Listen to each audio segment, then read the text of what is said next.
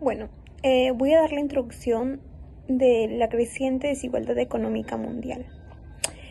Según Tomás Piketty, en el 2018, en su obra El Capital e Ideología, menciona que la desigualdad económica ha aumentado significativamente, y esto se debe a la concentración de capital en manos de una minoría que está cada vez más reducida. También la OCDE en el 2019 destacó que la brecha entre los ingresos de los más ricos y los más pobres ha aumentado y que esta creciente desigualdad económica puede debilitar el crecimiento sostenible y la cohesión social que se estaba teniendo.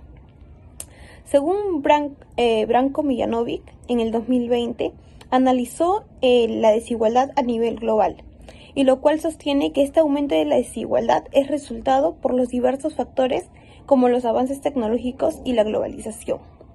Y por último, Esther Dulfo en el 2023, con su libro La buena economía para tiempos difíciles, argumenta que la desigualdad en su conjunto es perjudicial, por lo que propone políticas y medidas para poder abordar este tema. Bueno, yo voy a explicar acerca de algunos antecedentes que hemos podido encontrar sobre el tema. Con respecto a la desigualdad económica, autores como Casas, quien realizó un artículo en 2022, afirma que es un fenómeno que estuvo latente y desarrollándose a lo largo del tiempo. Esto se ha podido observar desde las épocas del Imperio Romano, donde existía una élite que acumulaba riqueza y poder mientras que el resto de su población vivía en condiciones precarias, hasta incluso se podía observar en la época de Revolución Industrial, donde propietarios de fábricas y empresarios se beneficiaron por los avances tecnológicos, mientras que los trabajadores se enfrentaban a condiciones laborales duras. Sin embargo, también existe la teoría de Adam Smith, quien afirma que la situación que originó la desigualdad económica fue el surgimiento de la propiedad privada, ya que gracias a ello los individuos perseguían sus intereses económicos y maximizaban sus beneficios, lo cual también ocasionaba una jerarquización de quienes podían acumular capital y quienes no podían acumular capital. Entonces, quienes no podían acumularlo tenían una mayor dependencia económica y experimentaban una desigualdad de ingresos y oportunidades. Ahora, con respecto a la descripción del problema o contexto, es idóneo precisar que a través del tiempo también se han estado creando organizaciones que tienen como objetivo principal asegurar la menor desigualdad económica entre los países, tales como la ONU, la Oxfam, que también es una cooperativa de origen europeo, el Fondo Monetario Internacional o el Banco Mundial, que también son organismos que están en constante control de los niveles de pobreza y desigualdad dentro de los países del mundo. Esto también se puede ver reflejado en ciertos indicadores como el que podemos observar a continuación. Este gráfico fue extraído de Statista y es un ranking de los 5 países con mayor nivel de desigualdad.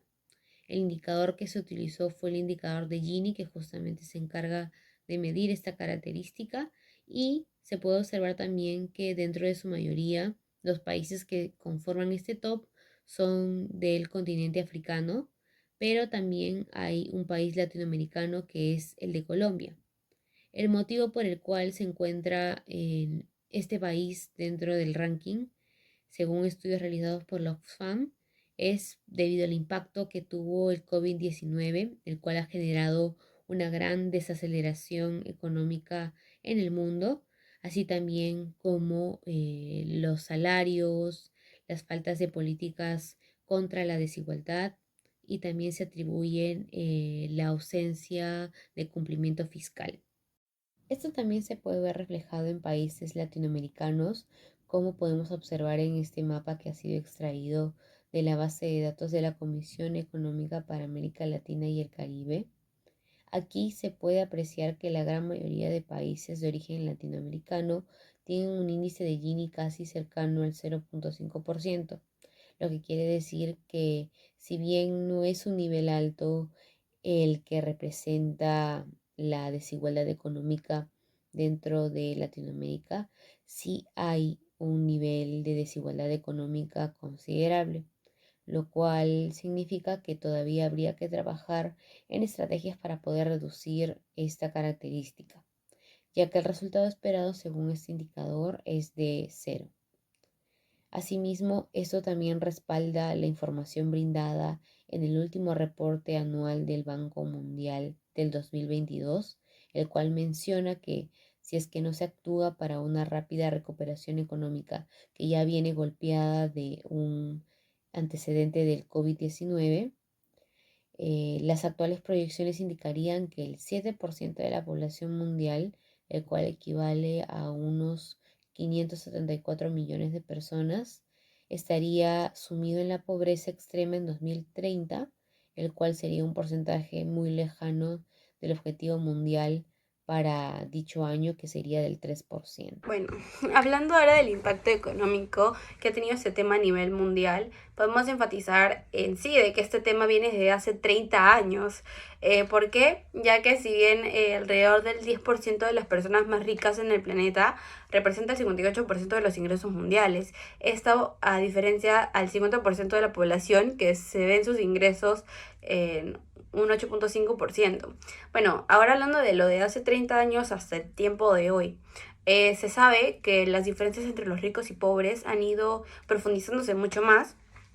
Esto también se demuestra como en el nivel socioeconómico de europeo es mucho más protector que el americano. ¿Y esto por qué? Porque se sabe que en Europa Occidental es una región mucho más igualitaria dentro del planeta, a pesar de que dentro de lo que conforme la Unión Europea hayan diferencias dentro de los países que la conformen. Las clases medias cuentan con ingresos que son muchos más elevados que el 10% de las personas más ricas en todo el mundo. Y esto es a comparación de Estados Unidos. Bueno, ahora hablando del Medio Oriente y del norte de África y América Latina, se saben que son las regiones más desigualitarias dentro de todo el planeta. ¿Y esto por qué? Porque en el Medio Oriente y en África del Norte, el 10% de las personas más ricas captan el 58% de los ingresos. Y en América Latina el índice es del 55%. Esto se sabe que es por las élites económicas, la política y asimismo de las sociedades duales que disfrutan de los niveles de prosperidad cercanos. Ahora podemos hablar de la crisis que hubo por la pandemia del COVID-19 y eso fue beneficioso para los multimillonarios. ¿Y por qué? Porque se sabe que en el 2020 los ingresos de los multimillonarios fueron de 3.600 miles de millones de dólares, lo cual es comparable y semejante a los gastos anuales que tuvieron los países alrededor del mundo para poder costear todo lo que es salud, del sector salud, y poder solventarlo. Bueno, ahora también les voy a hablar sobre la figura 1 en la que se puede ver cómo ha sido medida desde 1992 hasta el 2017, en el cual se evidenció una gran diferencia dentro de las economías latinoamericanas, ya sea debido al aumento de la desigualdad en los años 90. Se vieron que algunos países redujeron o aumentaron, como en Brasil, a excepción de Costa Rica, que se redujo su desigualdad a diferencia de muchos países de América Latina dentro de los años 2000. Bueno, ahora se sabe que la década dorada presentó un diseño de estabilidad, crecimiento económico y reducción de las desigualdades de ingresos, y esto fue evidenciado en promedio en el coeficiente de Gini, que cayó de 52,7 a 47,1 en la década del 2002 al 2012. Bueno, a esto también se puede hablar cómo ha intervenido de las transferencias monetarias, los impuestos y gastos públicos en los países latinoamericanos y, bueno, específicamente la progresividad que han habido basados en sus sistemas tributarios, en el PBI y, bueno, referente a las transferencias monetarias implicaron un aumento significativo del gasto social y son programas altamente focalizados que muestran un promedio del gasto social. Con respecto a los principales impactos políticos a nivel mundial, según Vidal de la Rosa, la desigualdad económica afecta a la gobernabilidad, ya que se genera un ciclo vicioso de exclusión y violencia que aumenta la impunidad y corrupción, por ejemplo, cuando se intenta sobornar a un policía o a un juez, trae como consecuencia la disminución de la legitimidad del gobierno. Por lo tanto, la desigualdad económica puede erosionar la confianza de la población, volviéndolos más escépticos y desconfiados ante sus líderes políticos e instituciones públicas. Eh, Esto puede dar lugar a un deterioro de la gobernanza dentro de una sociedad. Además, la desigualdad económica puede conducir a una mayor polarización política em, dentro de una sociedad. Según Dictionary of Human Geographic de Oxford, la polarización social se define como la división de una sociedad en dos grupos distintos que son extremos diferentes de un espectro, como ricos y pobres o blancos y negros. A medida de que las brechas de ingresos y riquezas se amplían, es más probable de que los grupos desfavorecidos se sientan excluidos y marginados por el gobierno, instituciones públicas. Esto puede llevar a una mayor fragmentación política con el surgimiento de movimientos populistas o extremistas. Finalmente, la desigualdad económica puede alimentar, como ya venía diciendo, el surgimiento de movimientos políticos populistas y extremistas. Estos movimientos a menudo capitalizan la frustración y el descontento de las personas afectadas por la desigualdad, prometiéndoles soluciones simplistas y radicales. Su aparición de estos movimientos pueden desestabilizar aún más el panorama político y socavar los valores democráticos. Principales impactos sociales a nivel mundial: desigualdad de ingresos y brechas de riquezas. Durante estos años persistió y se agravó la desigualdad de ingresos en muchos países. La brecha entre ricos y pobres se amplió, lo que generó tensiones sociales y afectó la cohesión social. Según el informe de la CEPAL 2020, la desigualdad de ingresos se ha convertido en un problema estructural en la mayoría de economías, lo que limita las oportunidades. De acuerdo con el economista John Smith, la creciente desigualdad de ingresos en el mundo plantea serios desafíos sociales y políticos. No solo afecta negativamente la calidad de vida de los ciudadanos, sino que también puede erosionar en la inestabilidad institucional. En cuanto al empleo precario y la falta de oportunidades, a pesar del crecimiento económico en algunos países, persistieron problemas relacionados con los empleos precarios y la falta de oportunidades laborales para ciertos grupos sociales. Muchos trabajadores se vieron obligados a pesar de y aceptar empleos con salarios bajos, condiciones laborales precarias y falta de seguridad laborales. Esto generó tensiones y contribuyó a la insatisfacción y a la desconfianza de las instituciones.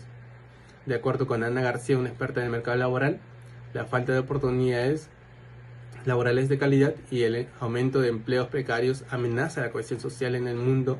Para lograr un desarrollo social económico sostenible, las instituciones deben promover políticas que fomenten empleos decentes y garantías laborales.